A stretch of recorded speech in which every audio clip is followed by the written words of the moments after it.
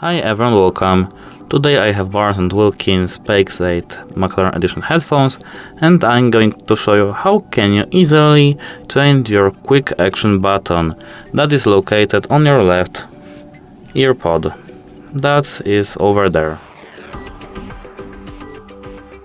First you have to open our app and click settings. Now we have to wait a moment.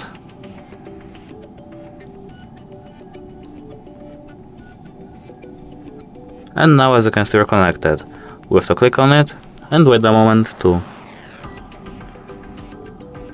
Now we have to scroll down until we see quick action. Our button can change environment control, which is ANC, or do voice assistant.